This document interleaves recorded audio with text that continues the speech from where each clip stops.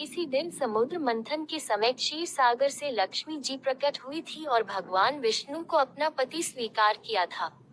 कथा इस प्रकार है। एक बार भगवान शंकर के अंशभूत महर्षि दुर्वासा पृथ्वी पर विचर रहे थे। घूमत घूमते वे एक मनोहर वन में गए। वहाँ एक विद्याधर सुंदरी हाथ में पारिजात पुष्पों की माला लिए खड़ी थी। वह माला दिव्य पुष्पों की बनी थी।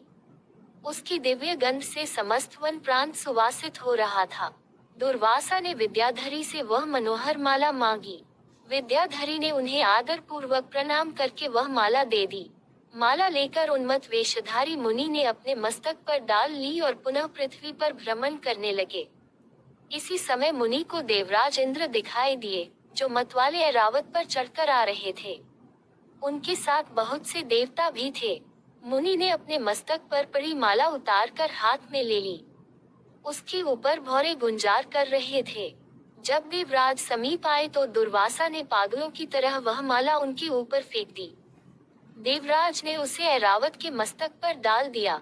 ऐरावत ने उसकी तीव्र गंध से आकर्षित हो सूंड से माला उतार ली और सूंघ कर पृथ्वी पर फेंक दी।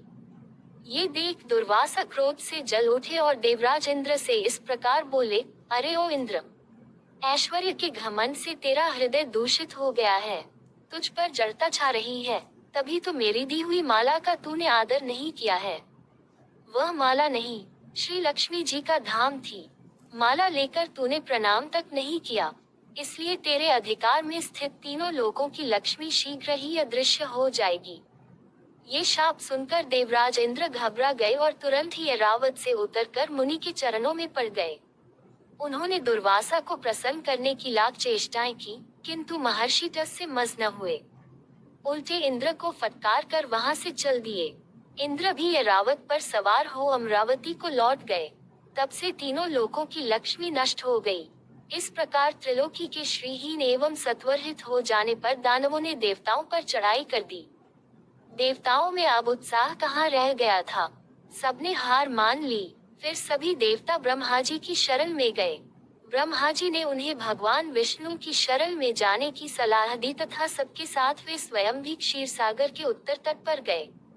वहां पहुंचकर ब्रह्मा आदि देवताओं ने बड़ी भक्ति से भगवान विष्णु का स्तवन किया।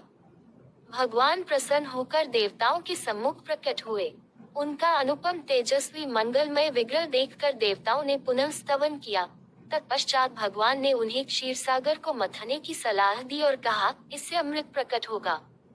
उसके पान करने से तुम सब लोग अजर अमर हो जाओगे, किंतु ये कार्य है बहुत दुष्कर, अतः तुम्हें दैत्यों को भी अपना साथी बना लेना चाहिए। मैं तो तुम्हारी सहायता करूंगा ही। भगवान की आज्ञा पाकर देवगण दैत्यों से संधि करके अमृत प्राप्ति के लिए प्रयास करने लगे।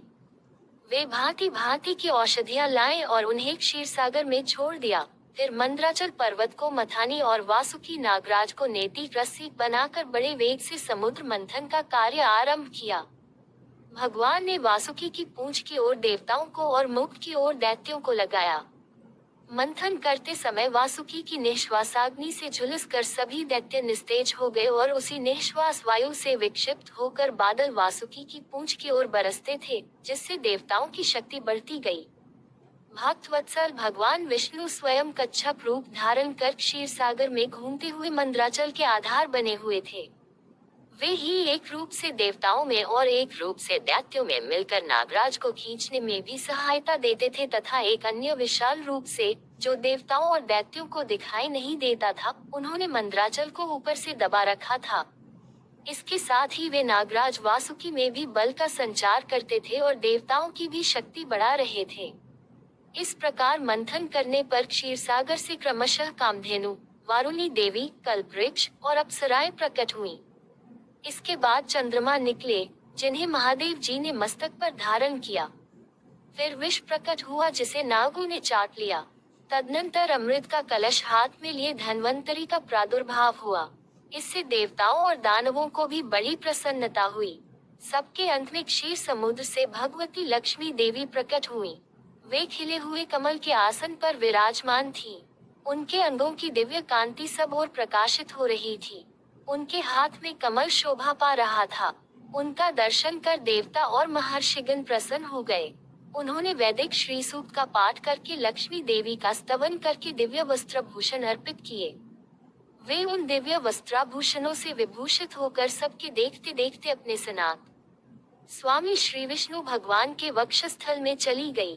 भगवान को लक्ष्मी जी के साथ देखकर देवता प्रसन्न हो गए। दैत्यों को बड़ी निराशा हुई।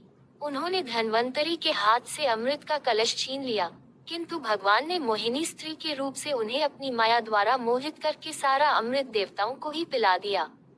तदनंतर इंद्र ने बड़ी विनय और भक्ति के साथ श्री लक्ष्मी जी ने देवताओं को मनोवांछित वरदान दिया।